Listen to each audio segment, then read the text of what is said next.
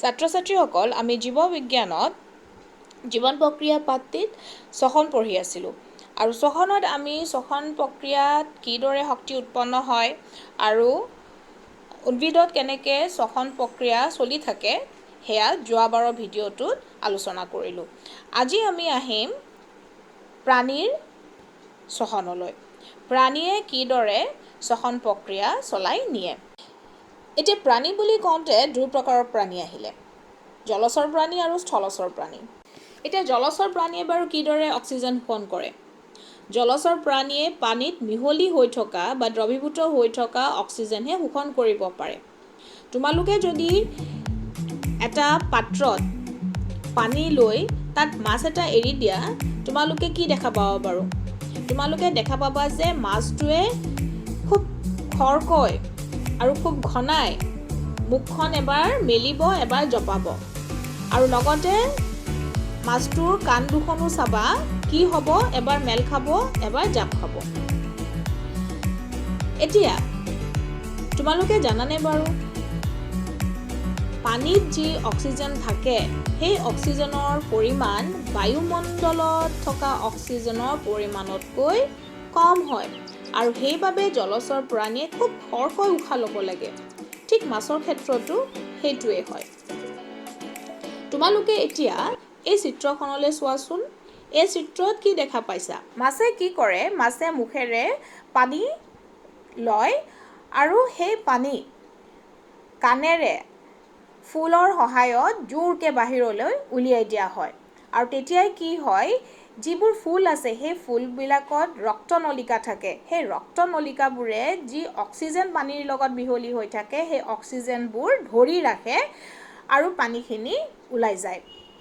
চোৱা, এই ছবিটোতো ঠিক সেইটোৱেই দিয়া আছে। বাওঁফালে চাবা, মাছটোৱে পানী মুখেদি লৈছে, তলত চোৱা পানীবোৰ কি হৈছে, যিবোৰ ফুল আছে ফুলৰ মাজত সোমাই গৈছে। তাৰপিছত মাছটোৱে কাণখন সোঁফালে চাবা, কাণখন খুলি জোৰকৈ ফুলেৰে কি কৰিছে, পানীভাগ উলিয়াই দিছে আৰু তাতে যি ৰক্তনলিকা আছে ফুলত, সেই ৰক্তনলিকা দি পেলাই মাছটোৱে কি কৰিছে, অক্সিজেনখিনি ধৰি ৰাখিছে।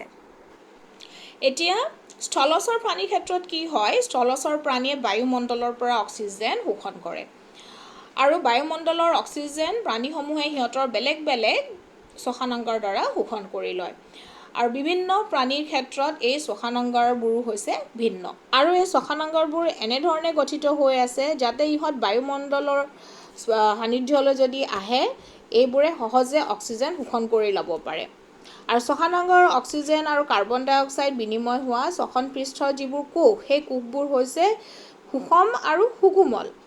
সুষম আৰু সুকোমল হোৱাৰ বাবে এই শ্বসন পৃষ্ঠ যি আছে, এই শ্বসন পৃষ্ঠ কি হ'ব পাৰে? সংক্ৰমণৰ বলি হ'ব পাৰে।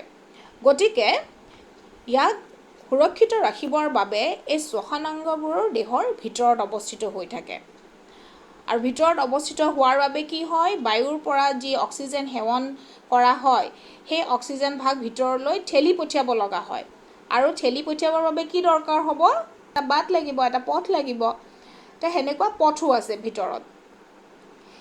ইয়াৰোপৰি এটা নিৰ্দিষ্ট প্ৰক্ৰিয়াৰ দ্বাৰা বাহিৰৰ পৰা অক্সিজেন সেৱন আৰু নিশাহত কাৰ্বন ডাই অক্সাইড বাহিৰলৈ এৰি দিব পাৰে। এতিয়া আমি চাওঁ আহাচোন কিদৰেনো মানুহে বায়ুমণ্ডলৰ পৰা অক্সিজেন গ্ৰহণ কৰে আৰু দেহৰ ভিতৰৰ পৰা কাৰ্বন ডাই অক্সাইড উলিয়াই দিয়ে। তাৰ বাবে তোমালোকে মানুহৰ শ্বাসতন্ত্ৰটো জানিব লাগিব। মানুহৰ শ্বাসতন্ত্ৰত কি কি আছে? প্ৰথমতে আমি জানো উশাহ আমি কিহেদি লওঁ? নাকেদি লওঁ। নাকত কি আছে আমাৰ? দুটা বিন্ধা আছে। এই নাকৰ বিন্ধা দুটা কি কয়? নাসাৰন্ধ্ৰ বুলি কয়। আৰু এই নাসাৰন্ধ্ৰৰ ভিতৰত কি আছে? সৰু সৰু নোম আছে আৰু লগতে স্লেমাও আছে। এতিয়া নাসাৰন্ধ্ৰৰ পিছত চোৱা, তোমালোকে ছবিত দেখা পাবা এইটো কি হয়? বায়ুপথ। মই কৈছিলোঁ নে বায়ুবিলাক যাবলৈ ভিতৰলৈ কি লাগিব? এটা পথৰো প্ৰয়োজন হয়, সেইটো হৈছে বায়ুপথ। এয়া চোৱা বায়ুপথ। এতিয়া বায়ুপথৰ পিছত তোমালোকে কি দেখা পাবা? ফেৰিংছ দেখা পাবা। ফেৰিংছৰ পিছত এয়া চোৱা লেৰিংছ। লেৰিংছৰ পিছত আহিলে শ্বাসনলী আৰু এই শ্বাসনলীডালতে থাকে উপাস্থিৰ আঙুঠি। উপাস্থিৰ আঙুঠিৰ পিছত তোমালোকে ব্ৰংকাই দেখা পাবা। এয়া চোৱা ব্ৰংকাই আৰু ব্ৰংকাইৰ পিছত দেখা পাবা ব্ৰংকাইলাছ। ব্ৰংকায়ালাছৰ ভিতৰত তোমাৰ কি থাকিব বায়ুকোপ এই ব্ৰংকায়ালাছৰ পিছত কি দেখা পাবা বায়ুকোপ আৰু এই বায়ুকোপবিলাকত কি থাকে বায়ু নলিকা থাকে তাৰপিছত চোৱা তলত বায়ুমোনা আহিলে এইখন হৈছে মধ্যছদ্মা কি হয় মধ্যছদ্মা আৰু তাৰপিছত কামিহাড় আৰু কামিহাড়ৰ ভিতৰত এতিয়া কি আছে বাৰু হাওঁফাওঁ এতিয়া কামিহাড়ৰ ভিতৰত হাওঁফাওঁখিনি কিয় থাকে যাতে আমাৰ হাওঁফাওঁ কি হয় বহুত সুষম আৰু সুকোমল হয় ঠিক আছে আৰু সেইটোৰ কাৰণে ইয়াক সুৰক্ষা দি থাকিবৰ কাৰণে কি আছে এই আমাৰ যি কামিহাড় আছে এয়া চোৱা বায়ুকোপ এই বায়ুকোপত দেখিছা কেনেকুৱাকৈ অসংখ্য ক্ষুদ্ৰ ক্ষুদ্ৰ ৰক্তকেশিকা জালিকা গঠন কৰি আছে এতিয়া চাওঁচোন আহা আমিনো কেনেকৈ বায়ুমণ্ডলৰ পৰা অক্সিজেন শোষণ কৰোঁ আৰু কাৰ্বন ডাই অক্সাইড দেহৰ বাহিৰলৈ এৰি দিওঁ আমাৰ যি নাসাৰন্ধ্ৰ আছে নাসাৰন্ধ্ৰ দেহৰ ভিতৰলৈ বায়ু সেৱন কৰি লোৱা নাকৰ বিন্ধাত থকা আমি চাওঁচোন আহা কেনেকৈনো আমি বায়ুমণ্ডলৰ পৰা অক্সিজেন দেহৰ ভিতৰলৈ নিওঁ আৰু ভিতৰৰ পৰা কাৰ্বন ডাই অক্সাইড উলিয়াই দিওঁ ইয়াত আমাক কোনে সহায় কৰিব প্ৰথমতেই নাসাৰন্ধ্ৰ দি কি হয় বায়ু আমাৰ দেহৰ ভিতৰলৈ যায় আৰু আগতেই কৈ থৈছোঁ যে নাসাৰন্ধ্ৰত কি আছে সৰু সৰু নোম আছে হয় নাই নাসাৰন্ধ্ৰত কি আছে সৰু সৰু নোম আছে আৰু লগতে ইয়াত স্লেমাও আছে যিয়ে আমাৰ ভিতৰলৈ যোৱা বায়ুখিনি চেকি পেলাই লৈ যায় হ'ল ভিতৰলৈ যোৱা বায়ুখিনি কোনে চেকি লৈ যায় নাসাৰন্ধ্ৰত থকা স্লেমা আৰু নাকৰ বিন্ধাত যে থাকে নোমবিলাক সেইবিলাকে এতিয়া ইয়াৰ পিছত কি হয় ফেৰিংছ লেৰিংছ এইপিনে বায়ু পাৰ হৈ শ্বাসন নলী দি হাওঁফাওঁলৈ বায়ুৰ প্ৰৱেশ ঘটে ক'লে গ'ল প্ৰথমতে নাসাৰন্ধ্ৰৰ পৰা কি হ'ল আমাৰ ফেৰিংছেদি তাৰপিছত লেৰিংছ পাৰ হ'ল তাৰপিছত শ্বাসন নলীয়েদি গৈ পেলাই বায়ুখিনি হাওঁফাওঁত পৰে আৰু শ্বাসন নলীডালত বাৰু কি আছিলে মনত আছেনে শ্বাসন নলীডালত কি আছিলে উপাস্থি আঙুঠি আছিলে হয় নাই এয়া চোৱা উপাস্থি আঙুঠি এয়া উপাস্থি আঙুঠি থাকে আৰু এই উপাস্থি আঙুঠি থকাৰ বাবে শ্বাসন নলীৰ মাজেদি যেতিয়া বায়ু চলাচল হয় সেই শ্বাসন নলীডাল চেপেটা খাই নাযায় গম পাইছা চেপেটা খাই লাগি নাযায় এতিয়া তোমালোকক যদি সোধা হয় যে শ্বাসন নলীৰ মাজেদি বায়ু চলাচল কৰোঁতে ই কিয় চেপেটা হৈ লাগি নধৰে কাৰণটো কি হ'ব কাৰণ ইয়াত উপাস্থিৰে গঠিত আঙুঠি থাকে বাৰু এতিয়া বায়ু আমাৰ শ্বাসন নলীয়েদি গৈ পেলাই কি পালেগৈ হাওঁফাওঁ পালেগৈ আৰু হাওঁফাওঁত